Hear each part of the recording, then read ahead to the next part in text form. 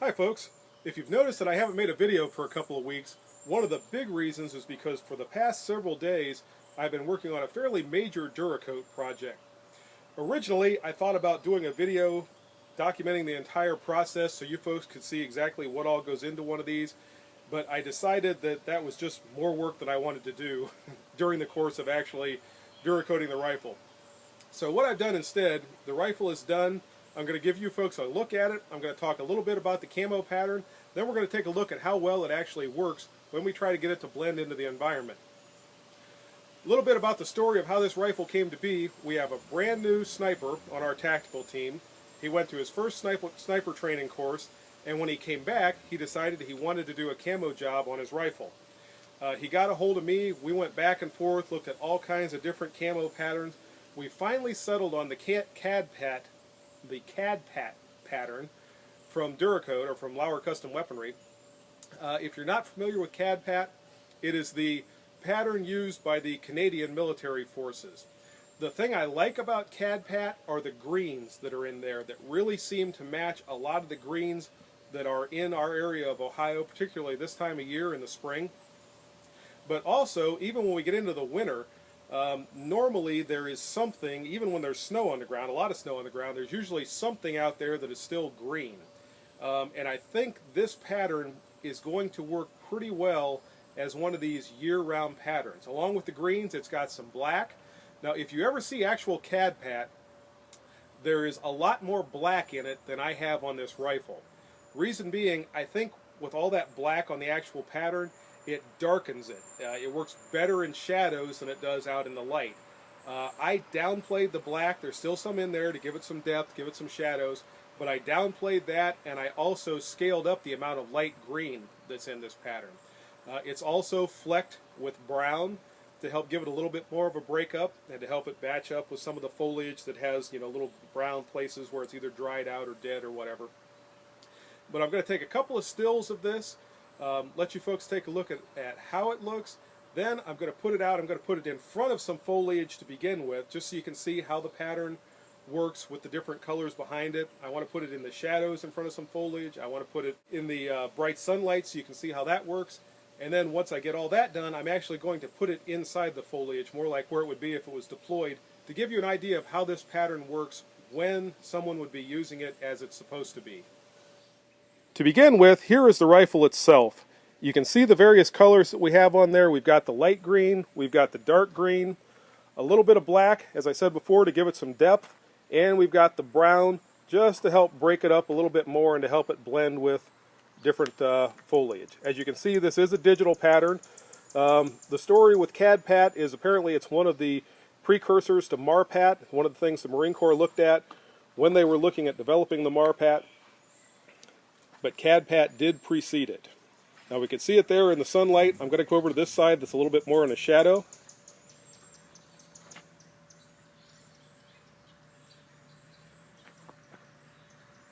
I left just a little bit of sheen on the green of this. Reason being, if you ever look out across grass or any other kind of foliage with bright sun shining on it, it has a little bit of a sheen. And I thought this would help it blend just a little bit more. Okay, as promised, I'm going to put it in with some foliage. Here I have it in a shadow, and I'm just going to move this back and forth to see if you can see it.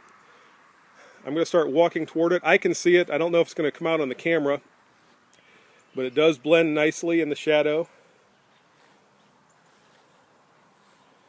And we can see it right there.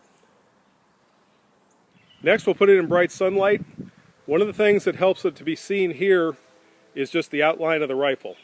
This is something, if you broke it up with some ghillie material or something like that, it would help it a little bit more. But you notice the colors are very, very close to the natural colors. What we're going to do next is actually try to hide it just a little bit. Okay, here is an environment where we've got a combination of shadows and sunlight. And I'm just going to walk forward until you can see it. There you can see the barrel starting to show up. But even there, with the shadows playing off it, to try to tell that's a rifle, I'm about, maybe 7 feet away from it right here. Now if I were actually deploying this rifle, this is more the kind of place that I would put it. I'm going to walk forward and again just watch for the rifle, see when you can see it. Right there, emerging out of the foliage. I'm going to move this around to the front.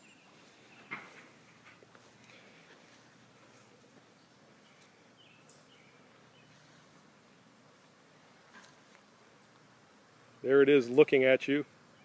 And look how well it blends into the grass back behind. If you are looking for that rifle, you're going to see it there. If you're not looking for it, you're never going to find it.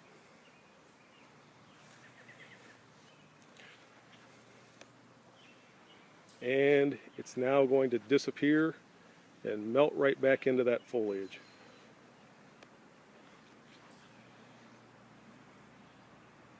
Here we are again, another real good place to deploy this rifle. Notice how the actual browns on this bush match up with the browns on the rifle, if you can see the rifle at all.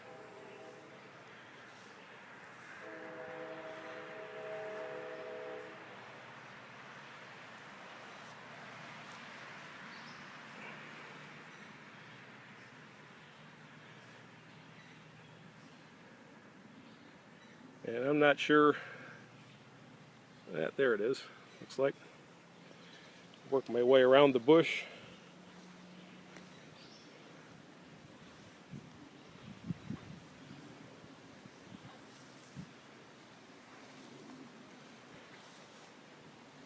Got a little bit of shadow there. Look how it matches up with that foliage. I'm going to work my way around to the other side.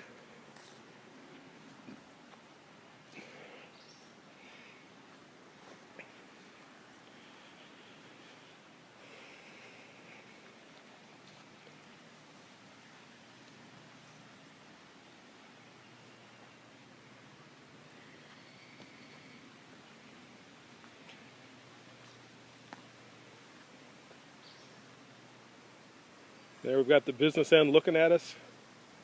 About the only thing we see right there is the outline of the scope. And that could be taken fairly easily for a leaf or something else. Okay, one last place, one last test.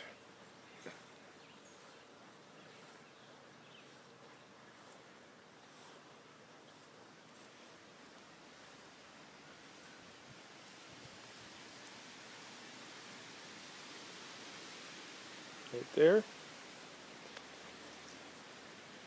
Do the same thing I did before. I'm going to back around toward the direction where you would be looking at it, assuming it was aimed at you.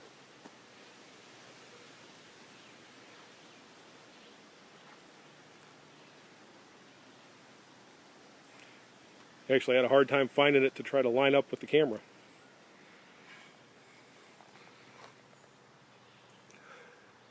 Still not sure you can see it. I can see it from here, barely. It's about 10 feet away from me. Barrel pointed this direction. Okay, that's it for the video. I hope you enjoyed it. If so, give us a thumbs up. Also, if you have any questions or comments, leave those below. And if you enjoy these kind of videos, please subscribe. I have a lot of videos right now covering a whole wide range of firearms related topics.